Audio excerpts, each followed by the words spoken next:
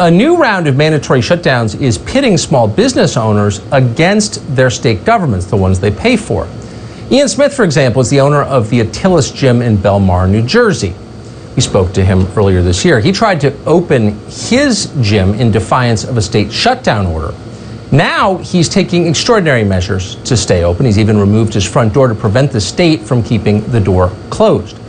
Too bad he's not an abortion clinic or a liquor store. He would have no problem at all. Ian Smith joins us tonight. Ian, thanks so much for coming on.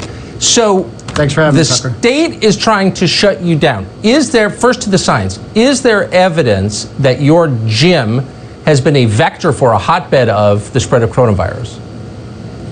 We have record of every single person who has stepped foot, and the total number of check-ins well exceeding the thousands.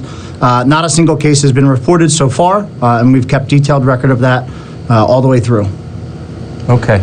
So, and I mean this literally, you would have been better off joining a mob of rioters torching other people's businesses than you are responsibly following the science and trying to keep Bellmawr, New Jersey healthy. Why are you being hounded by the state, do you think? I think that we are being hounded by the state because we are pushing back against a very, very clear political agenda at this point. And we've become a thorn in the side for Governor Murphy. And my partner and I are not willing to back down. We're not going to have our lives destroyed over a political agenda that has nothing to do with us. So what is the governor threatening to do to your gym? The police force was initially weaponized against us with citation after citation after citation. Then it was the health department. We were shut down without anybody ever stepping foot inside of our building. And then it's the court system. The court system enforced the shutdown and locked our doors on us. And then we finally got them removed. And we had workouts outside for a couple weeks, and it was absurd. We were dragging half of the gym outside, close to 30,000 pounds worth of equipment every single day. And on July 4th, we resumed, and now the courts are being weaponized against us again. We were held in contempt of court, and we narrowly escaped that last night.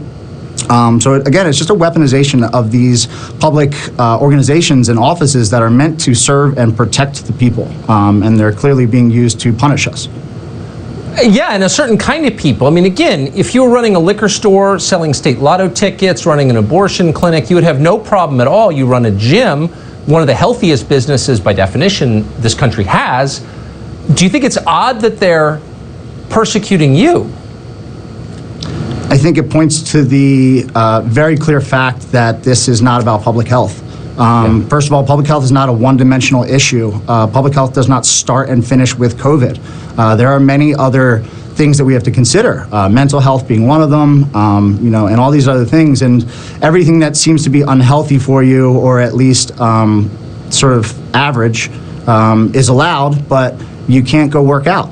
The studies all around the world coming out of Norway, we have studies in the United States, all the science points to the fact that if you allow people to work out regularly, that you have lower infection rates. And the government has provided no data to show that gyms are of any danger to anybody. And we've provided data over and over again. The IHRSA collected a bunch of studies and data and wrote a letter to every single governor. So they all have this information. And they still seem to point the finger and point the blame at us. But again, with nothing but conclusionary statements with nothing to back them up.